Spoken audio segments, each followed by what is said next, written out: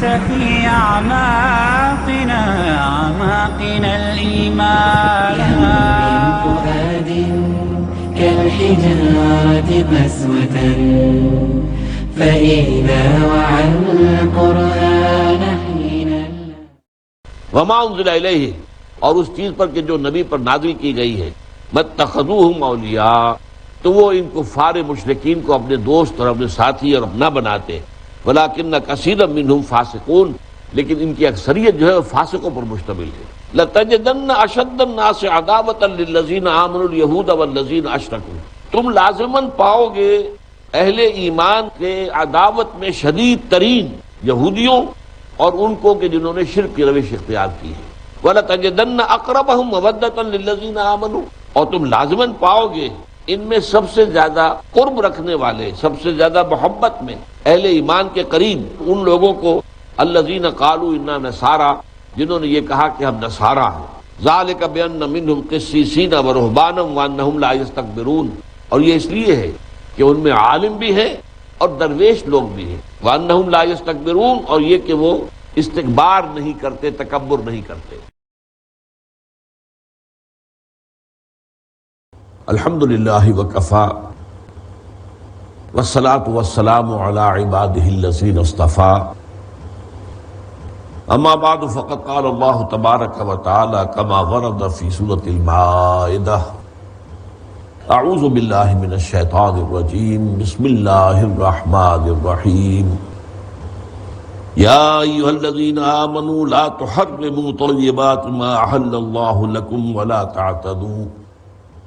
ان اللہ لا يحب المعتدین، وکلوا مما رزقکم اللہ حلالا طیبا واتقوا اللہ الذی انتم بہ مؤمنون، لا يؤاخذکم اللہ باللغو فی ایمانکم ولکن یؤاخذکم بما عقدتم الایمان، فکفارتہ اطعام 10 مساکین من اوسط ما تطعمون اہلیکم او کسوتہم او تحریر رقبہ، فمن لم یجد فصیام 3 ایام، ذلک کفارۃ ایمانکم اذا حلفتم واحفظوا ایمانکم کذلک یبین اللہ لکم آیاتہ لعلکم تشکرون،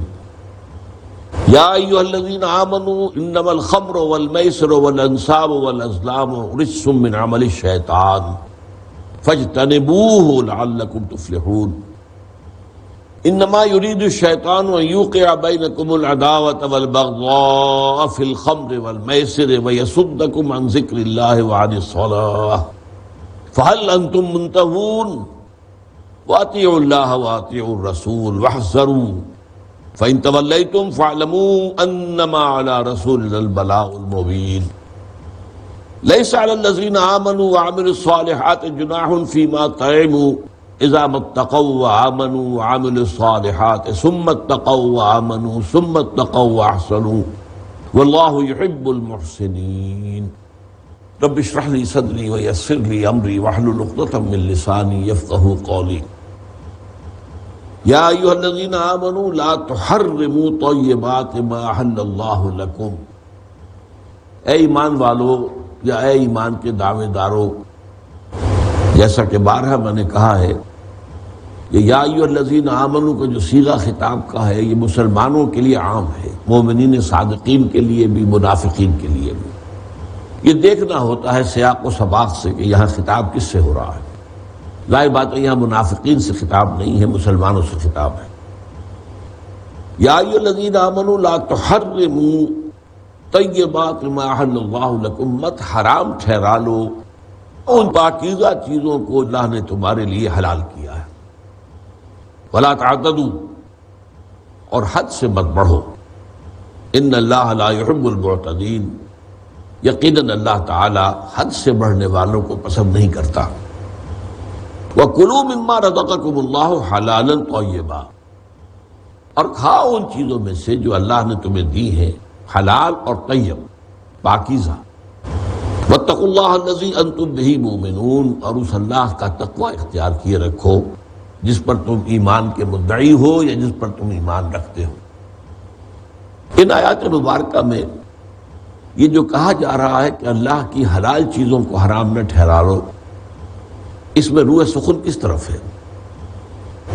یہ دنیا کی تاریخ میں آپ کو ملے گی ایک بات مشترک، تاریخ مذاہب یا تاریخ ادیان میں،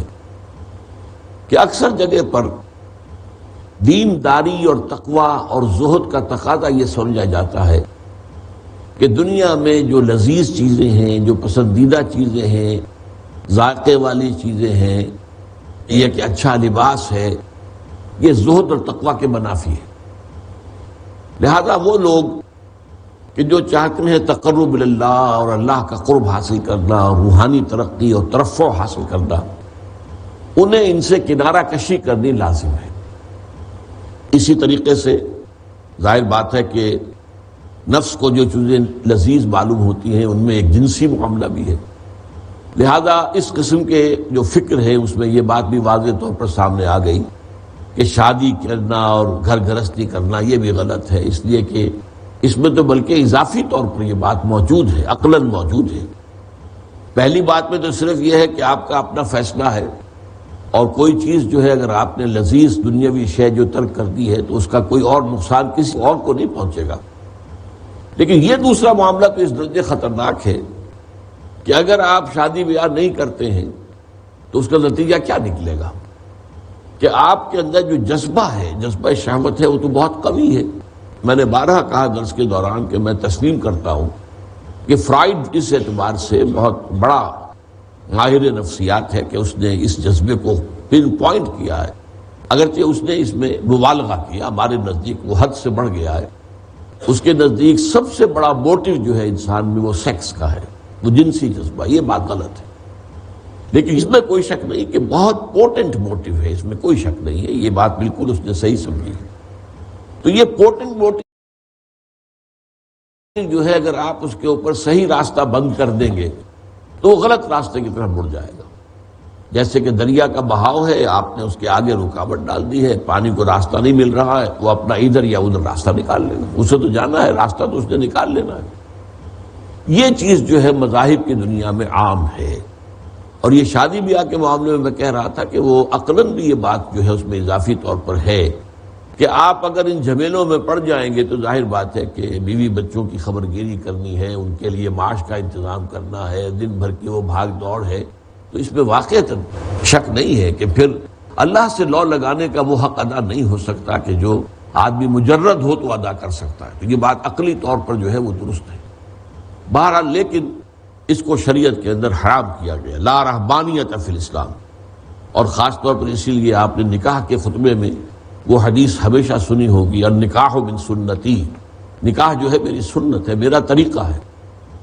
اور اس میں جیسا کہ میں عرض کر رہا تھا کہ بعض صحابہ میں بھی یہ رجحان تھا تکشف کا، اور یوں سمجھیے کہ نیکی کا یہ جذبہ جو ہے یہ حد اعتدال سے تجاوز کر رہا تھا۔ حضرت عبداللہ ابن عمرو بن العاص رضی اللہ تعالی عنہما ایک ایسے صحابی ہیں،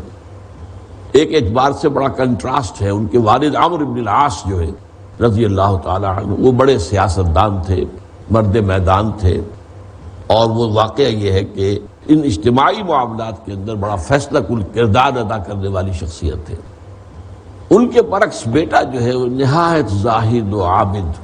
اور دنیا سے کوئی سروکار نہ رکھنے والا، ان پر غلبہ تھا بہت زیادہ اسی مذہبی جذبے کا۔ ان کے بارے میں حضور کو خبر دی گئی کہ وہ تو ساری رات نماز پڑھتے ہیں اور ہر روز روزہ رکھتے ہیں، انہیں اپنے اہل خانہ سے کوئی سروکار ہے ہی نہیں، بیوی سے کوئی تعلق ہی نہیں۔ تو حضور نے طلب فرمایا اور یوں سمجھیے کہ ایک طرح کی ڈانٹ پلائی، یا عبداللہ اولم اخبر انک تصوم الدہر وتقوم اللیل، مجھے یہ خبر نہیں پہنچائی گئی، ایک سوالیہ انداز میں، اولم اخبر، مجھے یہ خبر نہیں دی گئی، یعنی دی گئی ہے کہ تم تو ساری رات نماز پڑھتے ہو، ہر روز روزہ رکھتے ہو۔ اب کیا کرتے ہیں حضور کے سامنے جو ہے وہ کوئی بات بنانی، کوئی جو ہے سخن سازی، جھوٹ کا تو سوال نہیں، سخن سازی بھی ہو نہیں سکتی تھی۔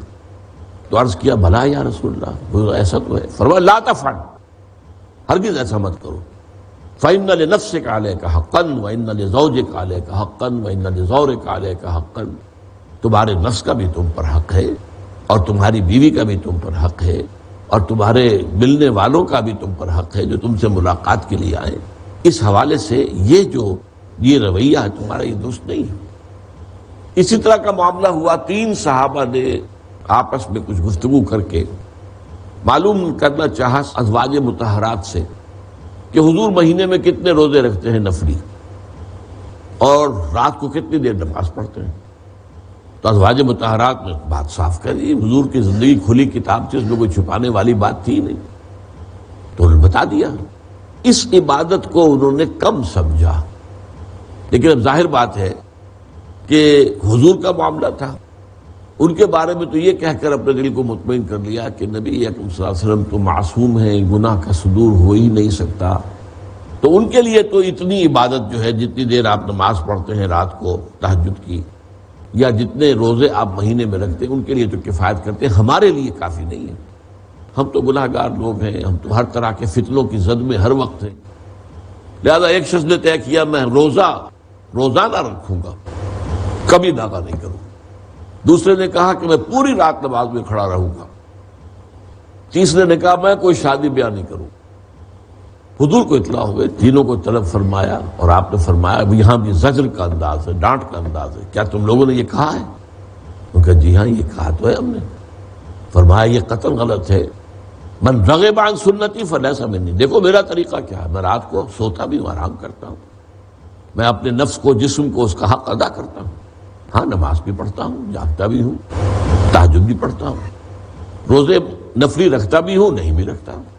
اور میں نے شادیاں کی ہیں، متعدد شادیاں کی ہیں۔ تو جس کو میری سنت پسند نہیں ہوگی اس کا مجھ سے کوئی تعلق نہیں ہو۔ یہ ہے وہ چیز جس کی کہ نفی یہاں پر کی جا رہی ہے۔ اس سے پہلے مکی صورتوں میں سورہ اعراف میں بھی آیت آ چکی ہے، قل من حرم زینۃ اللہ التی اخرج لعبادہ والطیبات من الرزق ہی للذین آمنوا فی الحیاۃ الدنیا خالصۃ یوم القیامہ۔ وہاں چونکہ عرب میں یہ رواج تھا، جیسے سادھو ہوتے ننگ دھڑنگ یا چھوٹی سی کو لنگوٹی مانگ لی بس، باقی ننگے، لباس جو ہے گویا کہ تکلف تھا، بلکہ ان کے ہاں تو ایسا بھی تھا کہ بالکل مادرزاد برہنہ ہو کر طواف کرنا خانہ کعبہ کا یہ بہت افضل تھا، کہ انسان جو ہے یہ اضافی جو تکلفات انسان نے اپنے اوپر لاد لیے ہیں، بچہ پیدا ہوتا ہے تو توریاں ہوتا ہے، ننگا ہوتا ہے، اس کا کوئی لباس تو نہیں ہوتا، یہ انسان نے خام خواہ اپنے اوپر تکلفات جو ہے اوڑھ لیے ہیں۔ تو جب اللہ کے گھر کا طواف کیا جائے تو بالکل اسی شکل میں کیا جائے جس شکل میں اس نے ہمیں دنیا میں بھیجا ہے۔ اقرأ أخيا ورتل القرآن من حرم زینت اللہ التی اخرج لعبادہ، ان سے پوچھئے کس نے حرام کی ہیں وہ چیزیں جو اللہ نے اپنے بندوں کے لیے زینت کے لیے نکالی۔ یہ لباس زینت ہے، آپ پہنے ان کو، اس میں یہ کہ اچھا لباس پہننے کی توفیق اللہ دیتا ہے تو اچھا پہنیے۔ غریب آدمی ہے تو جیسا بھی اسے لباس میسر ہے ویسا پہنے گا، لیکن خام خواہ ایک امیر آدمی بھی اپنے آپ کو ظاہر کرے غرباء کے اندر شامل کر کے اور ایسا میلا کچیلا لباس اور جو ہے پھٹا پرانا لباس پہنتا رہے، تو یہ تو پسندیدہ چیز نہیں ہے، بلکہ فرمایا گیا کہ اللہ چاہتا ہے کہ جو نعمتیں اس نے تمہیں دی ہیں ان کا ظہور تم پر ہو، ان کو چھپاؤ نہیں، ان کو ظاہر کرو۔ یا اما بنعمت ربک فحدث کے اندر اس کے تقاضے میں یہ بھی شامل ہے۔ پھر طیبات من الرزق، اور اللہ نے جو پاکیزہ چیزیں رزق کی اتاری ہے انہیں کس نے حرام کیا ہے؟ یہ ساری چیزیں تو اہل ایمان ہی کے لیے اللہ نے پیدا کی ہیں، اس دنیا کی زندگی میں بھی، اور قیامت کے دن تو یہ خالصتاً اہل ایمان کے لیے ہو جائیں گے۔ دنیا میں تو پھر بھی وہ فرمایا ہے کہ وہ کلا نمد ہؤلاء وہؤلاء، ہم ہر ایک کو کافر ہو یا مومن ہو مسلم ہو ہم کو دنیا کا ساز و سامان تو دیتے ہیں، لیکن یہ ہے کہ آخرت میں یہ تمام نعمتیں صرف اہل ایمان کے لیے رہ جائیں گی۔ اس میں ایک واقعہ اور نوٹ کر لیجئے کہ اس میں بعض اوقات ایسا ہوتا ہے کہ کوئی بڑی شخصیت محض قسم نہیں کھاتا، مطلب یہ کہ وہ کوئی حرام نہیں قرار دیتا کسی چیز کو، لیکن کسی سبب سے استعمال کرنے کی قسم کھا لیتا ہے کہ میں استعمال نہیں کروں گا۔ اگر یہ کام کسی نبی نے کیا ہو تو اس میں بہت بڑا فتنہ ہو جاتا ہے کہ امت کہیں یہ سمجھے کہ واقعتاً یہ حرامی تو نہیں، اگر ہمارے رسول اور ہمارے نبی نے اس کا استعمال ترک کر دیا تھا تو شاید حرام ہے۔ یہی مغالطہ لگا یہود کو اونٹ کے گوشت کے بارے میں۔ حضرت یعقوب علیہ السلام کو نقرس یعنی گاؤٹ اس کی تکلیف تھی، جوڑوں کا جو درد ہوتا ہے، اور اس میں اس وقت کے لوگوں کو بھی معلوم تھا کہ یہ بڑا گوشت جو ہے یہ نقصان دہ ہوتا ہے، یہ اس بیماری کو ایگریویٹ کرتا ہے، بڑھاتا ہے، تو وہ اونٹ کا گوشت نہیں کھاتے تھے۔ اب اسے سمجھا یہودیوں نے کہ اونٹ کا گوشت حرام ہے، اور حضور پر اور مسلمانوں پر اعتراض کیا کہ تم لوگ اونٹ کا گوشت کھاتے ہو، حالانکہ یہ تو شریعت موسوی میں حرام ہے۔ اس پر قرآن مجید میں وہ آیت آئی ہے کہ لاؤ تورات، پڑھو دکھاؤ کہاں اس کو حرام لکھا گیا۔ یہ تو یعقوب نے حرم علی نفسہ ہی اپنے اوپر اس کو حرام ٹھہرا لیا تھا، حرام کا لفظ وہاں آیا ہے معنی میں کہ نہیں استعمال کرنا۔ یہی معاملہ سورہ تحریم کی پہلی آیت میں آیا ہے، یا ایھا النبی لم تحرم ما احل اللہ لک تبتغی مرضات ازواجک، اے نبی آپ کیوں اپنے اوپر حرام ٹھہرائے وہ چیز جو اللہ نے آپ کے لیے حلال کی ہے۔ ایک خاص قسم کا شہد تھا جو حضور کی ازواج میں سے کسی ایک کے پاس ہدیتاً کہیں سے آ گیا۔ جب حضور شام کا وقت جو آپ کا تھا عصر سے مغرب کے مابین آپ ایک راؤنڈ لیا کرتے تھے، تمام ازواج مطہرات کے پاس جاتے تھے، تھوڑی تھوڑی دیر 5-7 منٹ سب کے ساتھ مل کر پھر مغرب کی نماز ادا کرتے تھے۔ تو ان کے پاس گئے، انہوں نے شہد پیش کر دیا، تو آپ کو اس کے نوش فرمانے میں ذرا معمول سے زیادہ وقت لگ گیا۔ اب چہ میں گوئیاں ہو گئی ازواج کے مابین، یہ کیا بات ہوئی ہے، آج ان کے جو ہے زیادہ لگا ہے۔ بہرحال وہ جو بھی کچھ تھی حضور کی ازواج تھی، اور اس میں لیکن یہ کہ بہرحال سوکناپا ایک ایسی چیز ہے کہ اس کے اندر کوئی غیرت کا معاملہ آ جاتا ہے۔ اب گئے جب تو کہا کہ اچھا، اب دوسری جگہ گئے، دوسری جن کے درمیان یہ بات ہوئی تھی کہ یہ بات کیا ہو رہی ہے، تو کہا انہوں نے آپ کے منہ میں سے بس فرق کی بو آ رہی ہے۔ حضور سمجھ گئے جو میں وہ خاص شہد کے اندر کوئی ہیک ہوتی تھی کہ یہ اصل میں مجھے متنبع کیا جا رہا ہے کہ یہ آپ جو ہے اپنی زوجہ محترمہ کے ہاں یہ شہد کھا رہے، آپ نے قسم کھا لی آئندہ نہیں کھاؤں گا۔ تو اس کے اوپر اللہ تعالیٰ کی طرف سے گرفت ہو گئی، لم تحرم ما احل اللہ لک تبتغی مرضات ازواجک، کیوں آپ حرام ٹھہرا رہے ہیں اپنے لیے جو چیز اللہ نے آپ کے لیے حلال ٹھہرائی؟ آپ اپنی بیویوں کی رضا جوئی میں اللہ کی حلال شے کو حرام کر رہے ہیں اپنے اوپر۔ تو یہ بات ہے جو یہاں کہی گئی ہے، یا ایھا الذین آمنوا لا تحرموا طیبات ما احل اللہ لکم ولا تعتدوا، اور حد سے مت بڑھو۔ حد سے بڑھنا یہ بھی ہے کہ اللہ کی حلال شے کو آپ نے حرام کر دیا۔ آپ کون ہوتے ہیں؟ تحریم اور تحلیل تو اللہ کا اختیار ہے، گویا کہ آپ اللہ کے اختیارات کے اندر اپنے آپ کو شامل کر رہے ہیں۔ پھر یہ بھی ہے کہ حلال چیزوں کے استعمال میں بھی ایک ہے اعتدال جو ہے وہ پیش نظر رہنا چاہیے۔ والقصد فی الفقر والغنا، چاہے تنگ دستی ہو اور چاہے ہاتھ فراخ ہو اور کافی انسان کے پاس سہولت موجود ہو، پھر بھی درمیانی روش اختیار کرے۔ یہ جو ہے ایک حد کے اندر رہنا، چنانچہ یہی مضمون دوسری جگہوں پر آتا ہے کہ کلو واشربوا ولا تسرفوا، کھاؤ پیو ٹھیک ہے لیکن اسراف مت کرو، حد سے نہ بڑھو۔ ایک سالن روٹی کافی ہے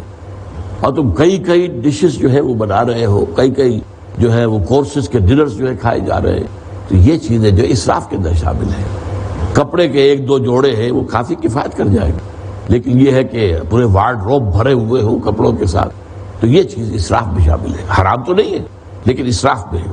ولا تعتدوا ان اللہ لا يحب المعتدین، اللہ تعالیٰ کو ہرگز پسند نہیں ہے حد سے بڑھنے والے۔ وَكُلُوا مِمَّا رَزَقَكُمُ اللَّهُ حَلَالًا طَيِّبًا،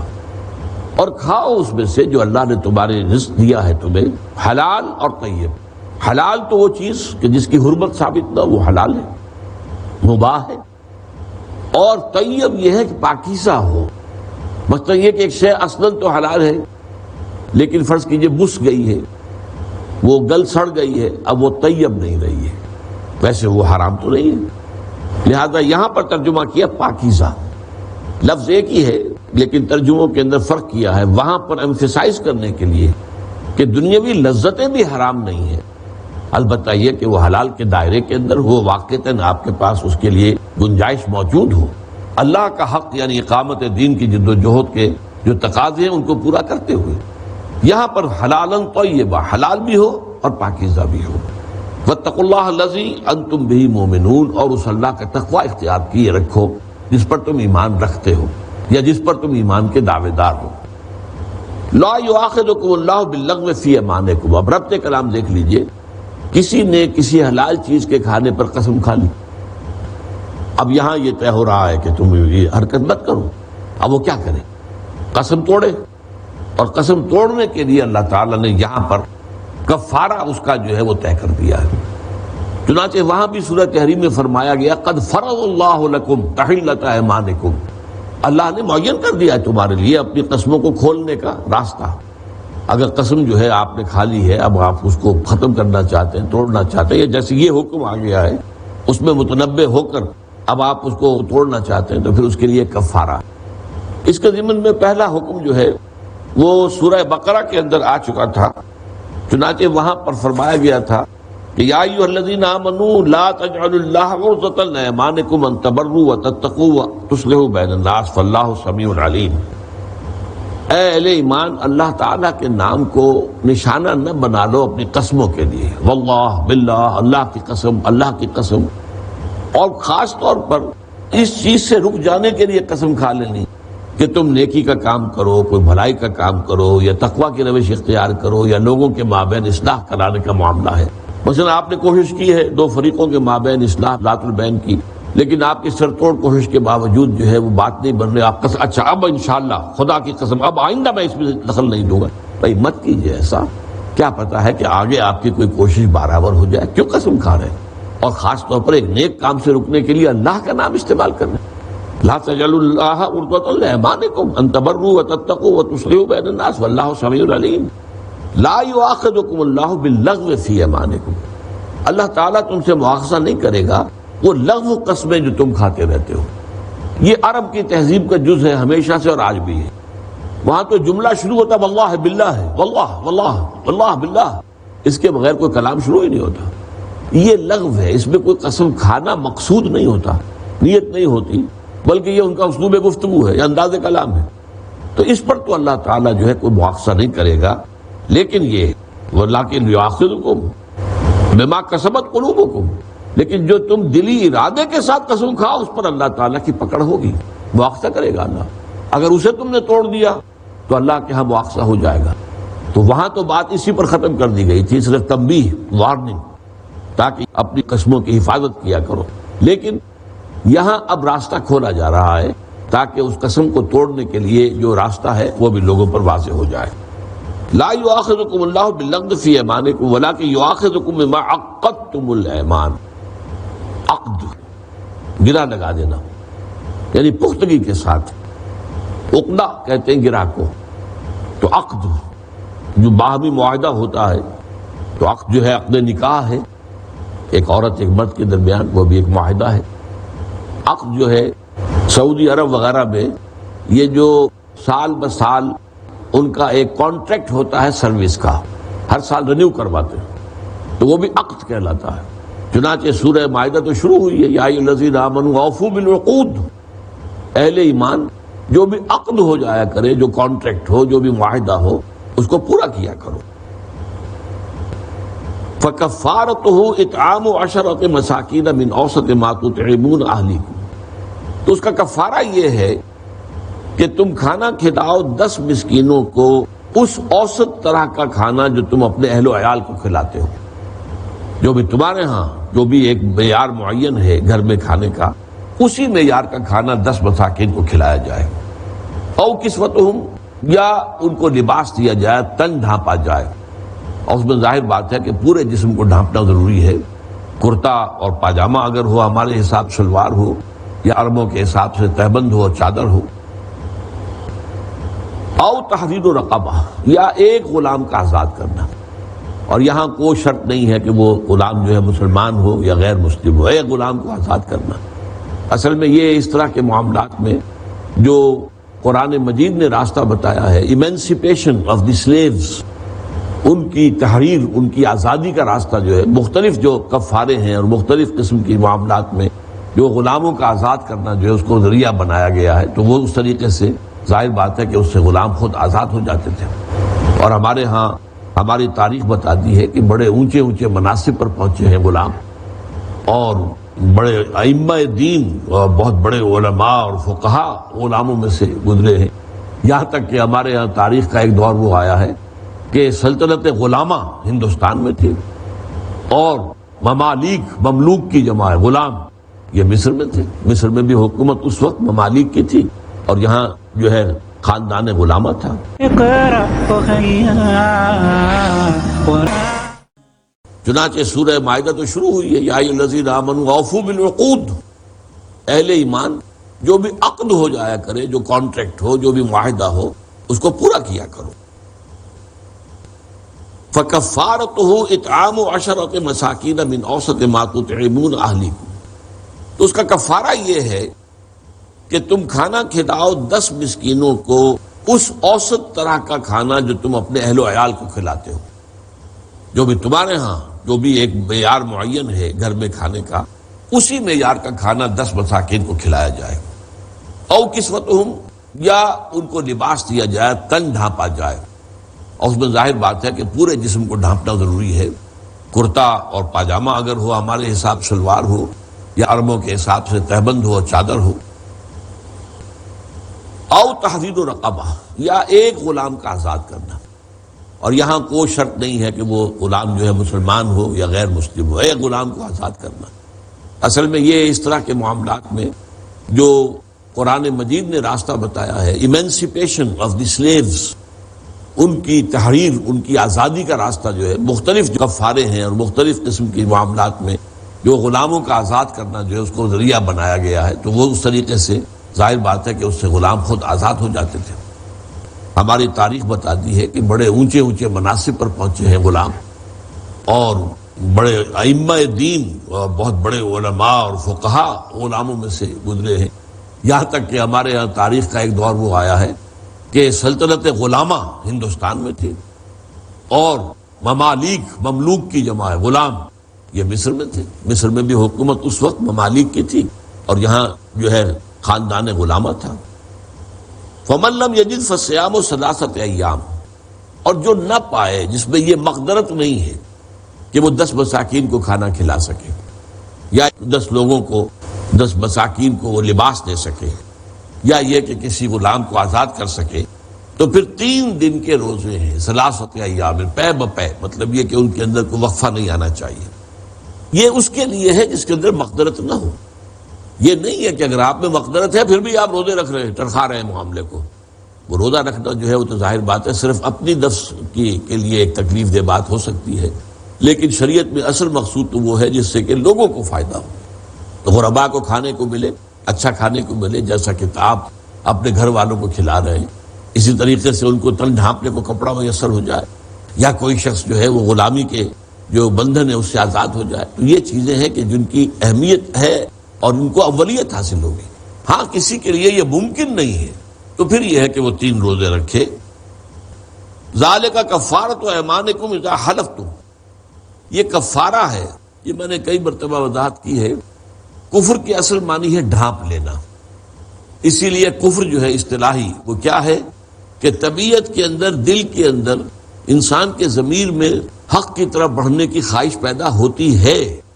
لیکن یہ کہ انسان اس کو روکتا ہے اپنی ضد کی وجہ سے، تعصب کی وجہ سے، تکبر کی وجہ سے، حسد کی وجہ سے، تو یہ کفر ہے۔ چنانچہ 2 معنی میں یہ الفاظ تھا، کفروا وکذبوا بآیاتنا، اس کے بعد پھر وہ تکذیب کرتا، نہیں یہ کلام اللہ کا نہیں ہے، حالانکہ دل نے گواہی دی ہے کہ یہ کلام اللہ کا، انسان کا کلام نہیں ہے۔ اور فطرت انسانی جو ہے، وہ روح ربانی جو انسان کے قلب کے اندر ہے، اگر وہ بالکل مری نہیں ہے تو وہ گواہی دیتی ہے، وہ کہتی ہے کہ ایمان لاؤ، لیکن وہ ضد، ہٹ دھرمی، تعصب اور اس میں تکبر، یہ جب امانے آتے ہیں تو پھر یہ دوہرا کفر ہو جاتا ہے کہ کفر بھی ہوا کہ حق کی گواہی جو اندر سے ابھر رہی تھی اسے دبا دیا، چھپا دیا، اور پھر اگلا اس سے بھی زیادہ یہ ہے کہ انہوں نے جھٹلایا یہ اللہ کا کلام نہیں ہے۔ ذالک کفارۃ ایمانکم اذا حلفتم واحفظوا ایمانکم، اپنی قسموں کی حفاظت کرو۔ قسم کھائی ہے اور اس میں کوئی قباحت نہیں ہے، کوئی شریعت کا حکم ٹوٹتا نہیں ہے، کوئی کسی طرح کا کوئی اندیشہ نہیں ہے، تو پھر قسموں کو پورا کرنا چاہیے۔ واحفظوا ایمانکم، اور یہ کہ اس کی حفاظت بھی کرنی چاہیے کہ خام خواہ کو قسم نہ کھا بیٹھے انسان، اس کے لیے بھی یہ ہے کہ چوکس سے چوکن نہ رہے۔ کذالک یبین اللہ لکم آیاتہ لعلکم تشکرون، اس طریقے سے اللہ تعالیٰ واضح کر رہا ہے تمہارے لیے اپنی آیات کو تاکہ تم شکر کر سکو۔ یعنی جو حکم سورہ بقرہ میں اجمالی آیا تھا، اب یہاں دیکھو اللہ نے اس کی تفصیل کر دی، تبیین کر دی ہے، وضاحت کر دی ہے اس کی، تو اسی طریقے سے اللہ تعالیٰ وضاحت کر دیتا ہے، تبیین کر دیتا ہے، واضح کر دیتا ہے اپنی آیات کو تاکہ تم شکر کرو۔ یا ایھا الذین آمنوا انما الخمر والمیسر والانصاب والازلام رجس من عمل الشیطان فاجتنبوہ لعلکم تفلحون، اے ایمان والو یا اے ایمان کے دعوے دارو، یقیناً شراب اور جوا اور تھان اور پانسے یہ گندے کام ہیں شیطان کے اعمال میں سے، فاجتنبوہ، تو اس سے باز رہو، لعلکم تفلحون، تاکہ تم فلاح پاؤ۔ انما یرید الشیطان ان یوقع بینکم العداوۃ والبغضاء فی الخمر والمیسر، شیطان تو یہی چاہتا ہے کہ تمہارے مابین دشمنی اور بغض پیدا کر دے شراب کے ذریعے اور جوئے کے ذریعے، وَيَصُدَّكُمْ عَنِ ذِكْرِ اللَّهِ، اور تمہیں روکے اللہ کے ذکر سے، وَعَنِ الصَّلَاةِ، اور نماز سے، فَهَلْ أَنْتُمْ مُنْتَهُونَ، تو باز آتے ہو یا نہیں؟ شراب کے ضمن میں، حرمت کے ضمن میں یہ آخری حکم ہے جو بہت زوردار الفاظ میں آیا۔ سب سے پہلے سورہ بقرہ میں آیت آ گئی تھی، یسألونک عن الخمر والمیسر، اے نبی آپ سے یہ پوچھتے ہیں شراب اور جوئے کے بارے میں، قل فیہما اسم کبیر ومنافع للناس واسمہما اکبر من نفعہما، اس میں بہت بڑے گناہ کا پہلو ہے، اگرچہ لوگوں کے لیے کچھ نفع کی بات بھی ہے، فائدے بھی ہیں، لیکن ان کا گناہ ان دونوں چیزوں کا ان کے نفع سے بہت بڑھ کر ہے۔ یہاں بھی بات یہیں چھوڑ دی گئی، کوئی حکم نہیں دیا گیا۔ بہت سے لوگوں نے جن کی طبیعت کے اندر شریعت کے اتباع کا جذبہ جو ہے وہ زیادہ قوی تھا، انہوں نے اشارہ سمجھ لیا کہ یہ اس کی حرمت کا معاملہ جو ہے وہ آئے گا اور ابھی سے ہم چھوڑ دیں تو بہتر ہے۔ چنانچہ حضرت عمر کے بارے میں آتا ہے رضی اللہ تعالی عنہ کہ اس آیت کے نزول پر انہوں نے دعا کہ اللہم بین لنا بیانا شافیا، اے اللہ ہمارے لیے بات کو بالکل واضح کر دے، واضح کر دے ہمارے لیے ایسی بات سے کہ جو دل کے اندر سے الجھن کو وہ جو ہے رفع کر دے، شفا بخشے ہمارے احساسات کو۔ چنانچہ یہ بات جو ہے وہ وہیں پہ جیسا کہ میں نے کہا چھوڑ دی گئی۔ پھر اس کے بعد کچھ عرصے کے بعد آیت اتری، لا تقربوا الصلاة وانتم سکارى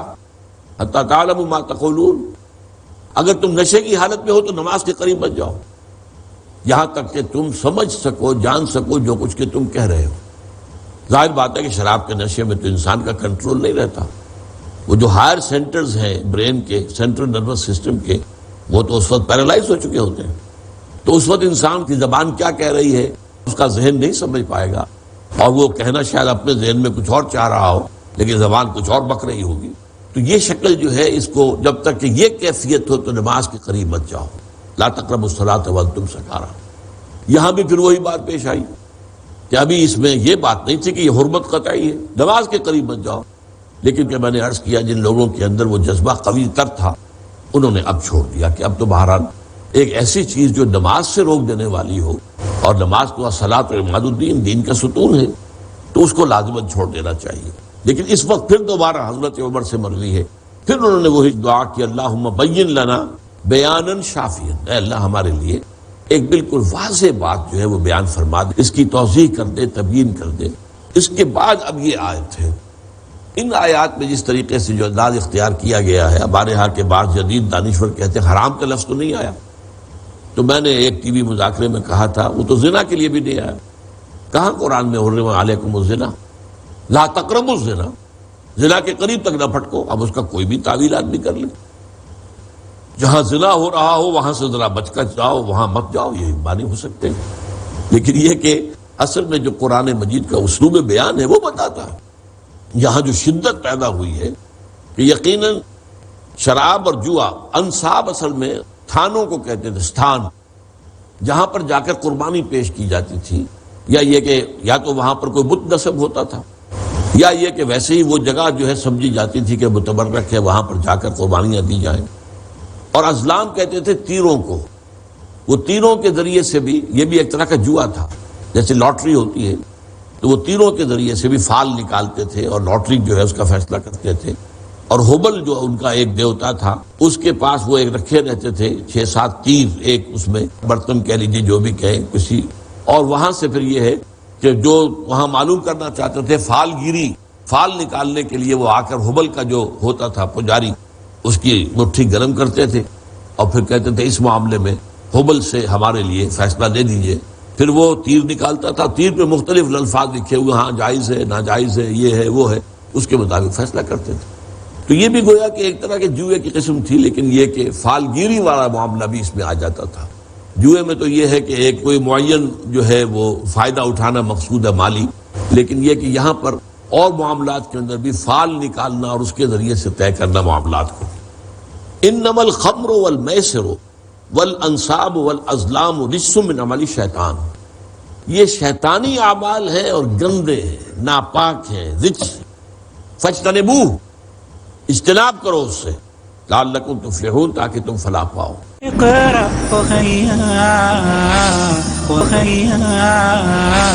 ورتل القرآن۔ انما یرید الشیطان ان یوقع بینکم العداوۃ والبغضاء، یہ تو شیطان ہے جو چاہتا ہے کہ تمہارے مابین فساد پیدا کرے، لڑائی جھگڑا پیدا کرے اور تمہیں لڑا دے اور تمہارے اندر بغض پیدا کر دے، شراب کے ذریعے سے اور جوئے کے ذریعے سے۔ شراب میں تو ظاہر بات ہے آدمی اپنے ہوش میں نہیں ہے، حواس میں نہیں ہے، کیا بک بیٹھا، اس سے لڑائی ہو گئی۔ اب وہ لڑائی جو ہوئی ہے جس طرح کی ہوگی پھر شرابیوں کے مابین، پھر یہ کہ شراب کا نشہ اتر جانے کے بعد بھی پھر اس کے اثرات رہتے ہیں۔ اس نے یہ بات کہہ دی تھی مجھے، اب وہ اس نا پر جو ہے وہ بغض جو ہے وہ مستقل طور پر دل میں پیدا ہو جائے گا کہ چاہے اس نے نشے میں گئی کہی تو ہے نا،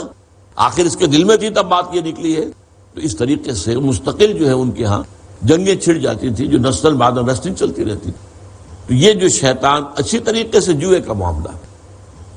آدمی اگر ٹریڈنگ کے ذریعے سے کسی سے کچھ کما رہا ہے، آپ کو معلوم ہے آپ نے جوتا خریدا ہے، یہ 1000-1200 کا جوتا ہے، اس میں 100-200 روپے اس نے بھی کمائے ہوں گے، بٹ یو ڈونٹ گرج اٹ، کوئی نہیں، ٹھیک ہے، اس کی محنت ہے، اس نے کہیں سے خریدا ہے، منگوایا ہے، یا دکان کھولی ہے، یا بیٹھا ہوا ہے، یا شو روم اس کا ہے، وہاں سے میں لے رہا ہوں۔ لیکن جوئے میں کیا ہوتا ہے، بلا کسی استحقاق کے کسی کو اچانک کوئی بات نکل آئی اور وہ سب کی رقم جو ہے اس کے پاس پہنچ گئی، تو آدمی جو ہے ایک حد تک ہوتی ہے برداشت کرتا رہتا ہے، لیکن اب ہو سکتا ہے کہ اسی میں غصہ آئے، طیش آئے، اور یہ ہوتا ہے، آپ دیکھتے ہیں پھر یہ کہ لڑائیاں جب ہوتی ہیں جواریوں کے مابین اس میں خون خرابہ ہوتا ہے۔ تو یہ دونوں چیزیں جو ہیں، اسی لیے سورہ بقرہ کی آیت میں بھی ان دو کو جمع کیا گیا، خمر اور میسر، ان دونوں کے اندر اصل میں وہ خرابی ہے جس کا کہ یہاں ذکر ہو رہا ہے۔ انما یرید الشیطان ان یوقع بینکم العداوۃ والبغضاء فی الخمر والمیسر۔ اب یہاں پر وہ دوبارہ وہ الفاظ نہیں لائے گئے انصاب اور ازلام، اس لیے کہ انصاب اور ازلام میں کوئی ایسا اندیشہ نہیں ہوتا لڑائی کا، دنگے کا، فساد کا، لیکن یہاں جو معاملہ ہے وہ لڑائی اور دنگے اور فساد اور بغض کا ہے۔ وَيَصُدَّكُمْ عَنْ ذِكْرِ اللَّهِ، وہ تو چاہتا ہے تمہیں اللہ کے ذکر سے دور رکھے، روکے رکھے۔ ظاہر بات ہے کہ آدمی شراب کے نشے میں ہے تو نماز پڑھنے سے ویسے ہی حکم دے دیا گیا کہ مت پڑھو، اور ویسے بھی انسان جو ہے نشے کی حالت میں کہاں اسے احساس ہوگا کہ نماز کا وقت آیا ہے اور یا نماز اب پڑھنی چاہیے۔ اسی طریقے سے جوئے کے اندر لگے ہوئے ہیں تو اس کا انہماک اس وقت اتنا ہوتا ہے،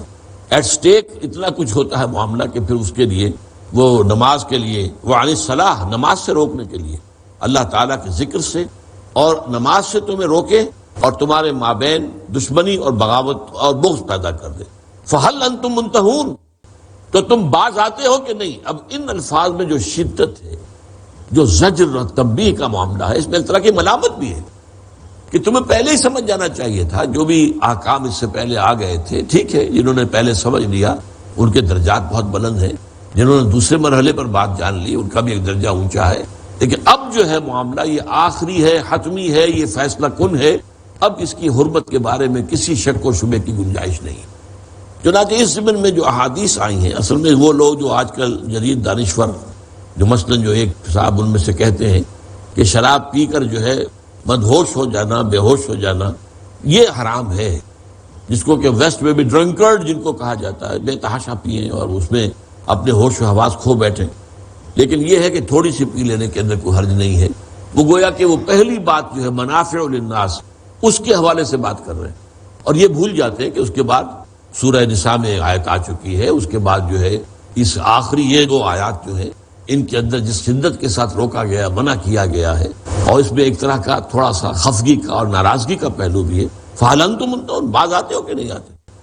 اس کے ضمن میں چاہتا ہوں کہ آپ کو چند احادیث سنا دوں۔ لعن اللہ الخمر، اللہ نے لعنت کی ہے شراب پر، وشاربہا، اور اس کے پینے والے پر، وساقیہا، اور پلانے والے پر، وبائعہا، اور اس کو بیچنے والے پر، ومبتاعہا، اور فروخت کرنے والے پر، وعاصرہا، اور کشید کرنے والے پر، ومعتصرہا، اور کشید کروانے والے پر، وحاملہا، اور اس کو اٹھا کر لے جانا، مزدوری کرنا۔ معلوم ہے شراب کی بوتلوں کی پیٹی ہے اور ایک مزدور اس کو لے جا رہا ہے مزدوری کے لیے، تو بظاہر تو وہ تو مزدوری کر رہا ہے، اس کا اس شراب سے کیا سروکار، لیکن نہیں، یہ بھی حرام. والمحمولۃ الیہ، اور جس کے لیے وہ اٹھا کر لے جا رہا ہے اس پر بھی. تو یہ جو ہے اس کے اندر شریعت اصل میں، اور خاص طور پر احادیث نبویہ جو ہے، پھر جو چیز شریعت کے اندر ناپسندیدہ ہے اس کی ناپسندیدگی کو اس حد تک پیش کر دینا چاہتی ہے کہ مسلمانوں کی طبیعت ایمان کا اگر کوئی رائی کا دانہ بھی اگر دل کے اندر ہے تو اس چیز کی طرف کوئی میلان نہ اختیار کرے. اسی طرح فرمایا گیا، کچھ لوگوں کا یہ بھی کہنا ہے کہ خمر تو صرف انگوری شراب کو کہتے ہیں، لیکن یہ کہ نہیں، ایسا نہیں ہے. شریعت نے آ کر احادیث نبوی کے ذریعے سے واضح ہوا ہے، یہ شراب جس چیز کے اندر بھی سکر پیدا ہو جائے، نشہ آ جائے، وہ حرام ہے. چاہے وہ گیہوں سے بنائی گئی ہو، جو سے بنائی گئی ہو، شہد سے بنائی گئی ہو، کشمش سے بنائی گئی ہو، اور کس چیز سے بنائی گئی، لیکن جس میں بھی نشے کی کیفیت پیدا ہو جائے گی، تاثیر ہو جائے گی، وہ حرام ہے. چنانچہ یہ حدیث کل مسکر خمر و کل مسکر حرام، ہر نشہ آور چیز خمر ہے اور ہر نشہ آور چیز حرام. کل شراب اسکرا فہو حرام، ہر وہ مشروب کہ جس سے سکر پیدا ہو جائے، جس سے کچھ مدہوشی سی پیدا ہو جائے، سرور کی کیفیت اس حد تک بڑھ جائے کہ اس میں ایک طرح کی بے خودی وہ پیدا ہو جائے، تو وہ حرام ہے. پھر جو ایک اور بات کہی گئی، ما اسکر کثیرہ فقلیلہ حرام، جس چیز کی زیادہ مقدار جو ہے اس سے نشہ ہو جائے، اس کی تھوڑی مقدار بھی حرام ہے. وہی میں نے جیسا کہ عرض کیا کہ ایک نفرت، طبعی نفرت پیدا کرنے کے لیے کہ انسان جو ہے اس چیز سے بچنے کے لیے انتہا تک چلا جائے. بلکہ ایک موقع پر پوچھا گیا کہ حضور کیا علاج کے لیے، دوا کے لیے ہم اس کو استعمال کر سکتے ہیں؟ فرمایا نہیں، انہ داء لا دواء، یہ تو دا ہے، بیماری ہے، یہ کوئی دوا نہیں ہے. آپ نے روکا ہے اسے. وہ ہمارے ہاں پھر بھی اس کے بعد معروف ہے بات کسی کے کہیں کسی علاج کے سلسلے میں شراب پی جا سکتی ہے. تو حلال اور حرام کا معاملہ جو ہے وہ تو اس طرح جو ہے اس کی پیروی کی جانی چاہیے اور اس کو اس طریقے سے پکڑ لینا چاہیے. عضوا علیہ بالنواجذ، اپنی کچلیوں کے دانتوں کے ذریعے سے. جیسے شکاری جو ہوتے ہیں، جو گوشت خور جو جانور ہوتے ہیں، وہ جو ہیں ان کے کچلیاں ہوتی ہیں جن سے کہ مضبوطی سے پکڑتے ہیں. انسانوں میں کچلیاں ہیں، چھوٹی ہیں، لیکن وہ جو کچلیاں ہوتی ہیں وہ نمایاں ہوتی ہیں، بھیڑیے کی کچلیاں اور شیر کی کچلیاں. اور اسی طریقے سے فرمایا حضور نے، انا انہاکم عن کل مسکر، میں تمہیں ہر نشہ آور شے سے روک رہا ہوں. اس میں جو ہے سعودی عرب کے علماء جو ہیں، جو سلفی المسلک ہیں، ان کا کہنا یہ ہے کہ سگریٹ نوشی بھی حرام ہے، التدخین حرام. آپ کو سعودی عرب کے اندر یہ جا بجا یہ اسٹیکر لگیں گے، التدخین اسموکنگ از حرام. بہرحال یہ دو آیات جو ہیں قرآن مجید میں تکمیلی آیات ہیں. چنانچہ جو بات شروع ہوئی تھی سورہ بقرہ میں، پھر ذرا آگے بڑھی سورہ نساء میں، وہ سورہ مائدہ میں آ کر اپنی تکمیل کو پہنچ گئی. وَأَطِيعُوا اللَّهَ وَأَطِيعُوا الرَّسُولَ وَاحْذَرُوا فَإِن تَوَلَّيْتُمْ فَاعْلَمُوا أَنَّمَا عَلَىٰ رَسُولِنَا الْبَلَاغُ الْمُبِينُ. اور دیکھو، اطاعت کیے جاؤ اللہ کی اور اطاعت کیے جاؤ اس کے رسول کی صلی اللہ علیہ وسلم. وَاحْذَرُوا، اور بچتے رہو. یہ وَاتَّقُوا کے ہم معنی ہے بچو، حذر بچنا. ہر چیز جو ہے وہ معصیت سے بچو، اللہ کے حدود کو توڑنے سے بچو، حرام چیزوں کے استعمال سے بچو. وَاحْذَرُوا فَإِن تَوَلَّيْتُمْ، پھر اگر تم نے منہ پھیر لیا، منہ موڑ لیا، فَاعْلَمُوا، تو جان لو، أَنَّمَا عَلَىٰ رَسُولِنَا الْبَلَاغُ الْمُبِينُ، کہ ہمارے رسول پر تو سوائے واضح طور پر بات کے پہنچا دینے کی اور کوئی ذمہ داری نہیں ہے. ہمارا حکم اس نے پہنچا دیا، اس کی ذمہ داری ختم ہو گئی. اب اس پر تم عمل کرتے ہو نہیں کرتے ہو، یہ سارا معاملہ تمہارا ہے. اس کی جزا یا سزا وہ تمہارے لیے ہوگی. اگر کماؤ گے نیکی تو تمہارے لیے، اور مزید کماؤ گے تو تمہارے لیے. لیس علی الذین آمنوا وعملوا الصالحات جناح فیما طعموا اذا ما اتقوا وآمنوا وعملوا الصالحات ثم اتقوا وآمنوا ثم اتقوا واحسنوا واللہ یحب المحسنین. لیس علی الذین آمنوا وعملوا الصالحات جناح فیما طعموا، کوئی حرج نہیں ہے ان لوگوں پر جو ایمان لائے اور نیک عمل کرتے رہے ان چیزوں کے بارے میں جو وہ کھا چکے. یعنی کسی شے کی حرمت کے اعلان سے پہلے اگر انہوں نے استعمال کیا ہے تو ظاہر بات ہے کہ اس پر کوئی مواخذہ نہیں ہے، کوئی حرج نہیں. یہاں پر بھی دو ایمان لائے گئے، اذا ما اتقوا وآمنوا وعملوا الصالحات، جبکہ وہ تقوی کی روش اختیار کیے رکھے، یعنی اس وقت تک جو احکام آئے ہیں ان احکام پر عمل پیرا رہے. ان میں سے کسی کو نہ توڑے، اس وقت میں جن چیزوں کو حرام کیا گیا اس میں ملوث نہ ہو، اور ایمان لائیں اور نیک عمل کریں، یہ ان کی عام روش ہو۔ ثم اتقوا وآمنوا، پھر مزید تقوی اختیار کریں اور درجہ اوپر تک بڑھیں اور وہ ایمان لائیں۔ تو ایک ایمان ہے قانونی ایمان، اور اس سطح پر عمل صالح جو ہے ایک علیحدہ اینٹی ہے، علیحدہ مستقل اینٹی ہے۔ چنانچہ فرمایا اذا اتقوا وآمنوا وعملوا الصالحات، ثم اتقوا وآمنوا، یہ ہے وہ ایمان حقیقی جو دل کے اندر راسخ ہو جائے، یقین کی شکل اختیار کر لے۔ یہ ایمان جو ہے اس میں عمل جو ہے اس کے تابع ہو جاتا ہے بالکل، لہذا یہاں اس عمل کا ذکر نہیں کیا دوبارہ، اس لیے کہ وہ تو از خود ایمان کا جزو لا ینفک بن گیا۔ یقین والے ایمان کا جزو لا ینفک ہے عمل صالح۔ ثم اتقوا واحسنوا، اور وہ پھر مزید انہوں نے تقوی اختیار کیا اور وہ احسان کے مرتبے پر فائز ہو گئے۔ بارک اللہ لی ولکم فی القرآن العظیم ونفعنی وإیاکم بالآیات والذکر الحکیم۔ اقرأ أخيا ورتل القرآن اصبح بصوت